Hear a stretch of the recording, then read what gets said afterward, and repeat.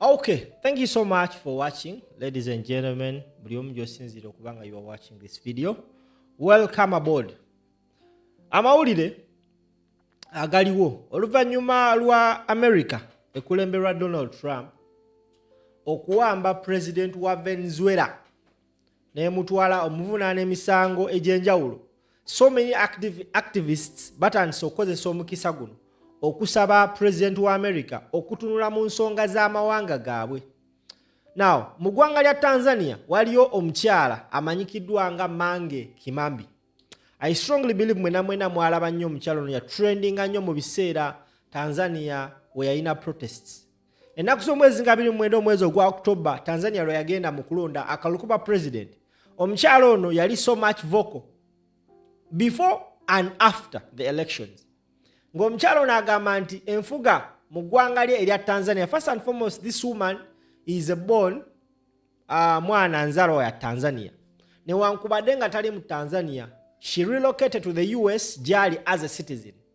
Omukyala ono yakozesa emikutu gye okuli Facebook, okuli Instagram, kw'ossa ne WhatsApp okubanga asharinga information eyali ewaka mu kaseera ng'eggwanga lya Tanzania lyali ligiddwako internet. So many people were in the dark. Naye, somewhere, somehow, this woman managed to always get footage, live footage from Tanzania. Now I'm sharing to the public, to the world. Era clips nyingi nnyo ezahalabibwa ku the atrocities eza happening mu Tanzania ng'omukyalo ono ye yali azifulumya. Omukyalo ono eggwanga lya Tanzania lyakola bukubirire okulaba nga baagala omukwata, naye tebaalina maanyi gamala mukwata. Wabula mu lukujjukujju lwe baakola baayita mu mikutu egyo kwabadde asharingira information okubanga bagimuggisako. First and foremost, she was one of those Tanzanians that had the hugest following on Instagram. Omukyalo ono yali afollowingibwa almost 9 million followers ku mukutu gwe ogwa Instagram. Naye omukutu gwe ogwa Instagram baagujjako, ogwa Facebook baagujjako, n'ogwa WhatsApp baagujjako. Emikutu egikulembera omukulu Mark Zuckerberg baamujjako. This scenario also happened sometime back in Uganda. Uganda government yasabako aba Google, aba Facebook okujjako emikutu egimu era baagilistinga. Mu mikutu egyalistinga mwalimu n'ogwa Empire Online TV. Naye of course abasinga tulinamu kondoza tubayite bajjajja. Ejjaffe gyasigala naye waayita akabanga katono. Just of recent YouTube channel yange baagitwala ng'erina almost 70k subscribers. Now, this woman y'omu ku baavuddeyo okulaga essanyu lyabwe eggwanga lya Venezuela we baggyeyo president waabwe. Wabula teyakomyawo kubeera musanyufu. Yagenze, she went ahead n'awandiikira president wa Donald Trump ng'akozesa omukutu gwa Elon Musk, mukwano gwa Donald Trump, n'amuwandiikira ng'amusaba. Yamugambye, dear Mr. President, real Donald Trump ye Twitter account ye, X account ye, if you are to remove these murderous leaders from Africa, just as you removed Maduro from Venezuela without civilian casualty, you would be regarded as a hero across the African continent. Africans remain deeply shocked that on October 29, 2025, Tanzania's illegitimate president Samia Suluhu shut down the internet and electricity nationwide for 72 hours and then ordered the killing of more than 10,000 Tanzanians. 2 months later, she remained in power and there has been no meaningful response from either the African Union or SADC. Some critics have condemned those of us who are appealing for US intervention, urging that Tanzanians should confront this brutal regime on their own. Let me be clear, Tanzanians did resist. On October 29, 2025, they took to streets and they were met with live bullets. Protesters were shot dead until the demonstrations were completely crushed. Even those who were at home, they were shot in their homes, just instill fear. Nagenda maso nagamba nti, so I ask a simple question to anyone who doesn't support US intervention in Tanzania. How many more Tanzanians must be killed by their own government before US intervention is considered justified? Please give us a number. Is it 50,000 or 100 more? To those who urge that the United States will not assist Tanzania because it lacks crude oil, that is not the main reason Maduro is no longer president of Venezuela. The reason he was easily removed is that his own people rejected him and considered him a illegitimate leader. This is the case in Tanzania.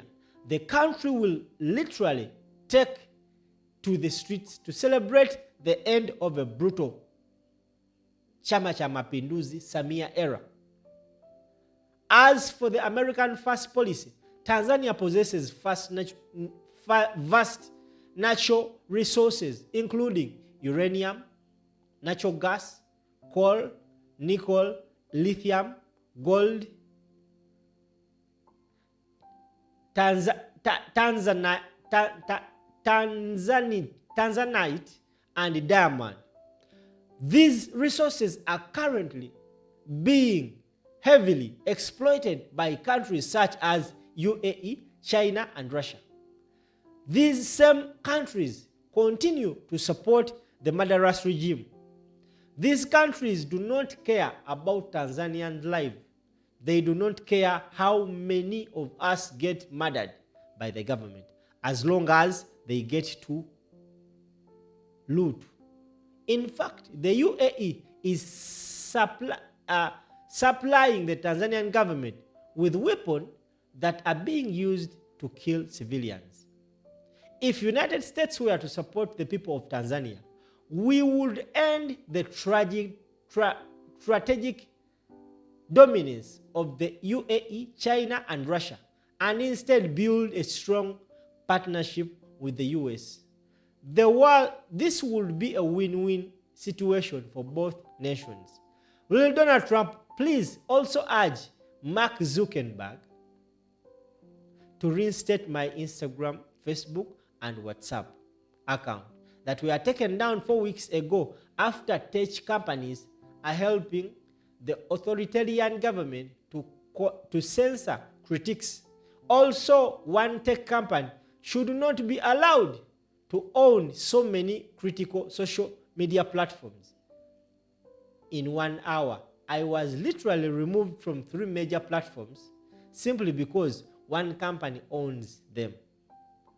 Omukyala bamuyita Mangi Kimambi, a socialite, an activist, and a citizen of the United States of America, where Donald Trump is the president. Avuddeyo n'akuba omulanga gwe. Naye mu mulanga gwakubye bassebo ne bannyabo,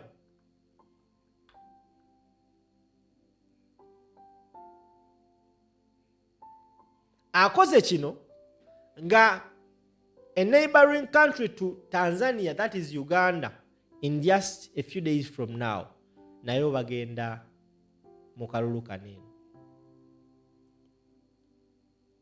Akalulu ke tutasuubira nti oba kanaaba kamazima n'abwenkanya, akalulu ke tutayinaamu ssuubi nti oba kanaaba kaddembe, wabula bannayuganda bagamba come what may, genda mu kalulu kaneeno tukole buli kyetaagisa okulaba nga eggwanga lyattu Uganda tulirwanirira, because if it is not you, the Ugandans, then no one is going to fight for you. Don't expect Tanzanians, don't expect Ugandans to fight for you. Situation ya Uganda ne Tanzania are different. Tanzania bo baagaana okulonda. Baagaana olonda. Ate ensonga lwaki baagaana olonda? nti ekibiina ekyali kisinga amaanyi ku ludda oluvuganya ekya Chadema ekikulemberwa Tundu Lissu tekyalinamu candidate mu kalulu ako, n'ekyali kiddirira Chadema nakyo tekyalinamu. For example, wano e Uganda we all know National Unity Platform, then ekiddako awo is it oba FDC oba kisimanyi kiddako neze manyi NUP. Now situation ya Uganda ate yonjawufu ku ya Tanzania. Yo NUP yagamba tugenda mu kaluka naye tugenda kakozesa okujjako nakyemalira. Tukimanyi tagenda tulangirira, tukimanyi tagenda kuva tebagenda tulangirira naye tugenda mu protest vote. Tugenda kanoonya, tugenda kalonda, tugenda kakuuma, tugenda kukabanja. That is what they're doing. So don't expect protests that morning will tulonda. If there are to be protests, expect them in the evening. Nga bamaze olonda. Tebagala kwekwasa nsonga yonna. Bagamba we are not going to leave any stone unturned. Bakunze banna Uganda to go and vote early in the morning. Go and vote. After voting, stay at the polling station. No leaving the venue. Now, Tanzania is glad to have such ladies like Mangi Kimambi. This woman is not poor. Cindy Taina said, no. She's, in fact, living well in the US. But of course, that heart of her country, Tanzania. I saw a clip of this woman crying. And that clip went viral. The fact that they had to terminate her Instagram that had over 9 million, her WhatsApp account that was so much strong, and her Facebook. So she is seeking help from Donald Trump. Agamba ensonga za Tanzania ziyingiremu. Remember Donald Trump ye president wa America ndowooza gwe mmanyi. Atakyalako mu Uganda. Teyekyaza. Era engeri Donald Trump adenda fena tumwagala, nze nali simwagala. Naye alina engeri gyakolamu ebintu bye. Naye Donald Trump wakera ku makya nga agenda yamba ggwanga Uganda. Yanyinza okwagala oyo n'engatto n'enzikomba. Because engeri egyakwatamu ebintu bye njawufu. Ekintu ekiyitibwa democracy ye tolina ky'omugamba akiyingiramu. Lwaki togitambuza vidiyo eno? Nenkwesonyiwa. Ampita simple.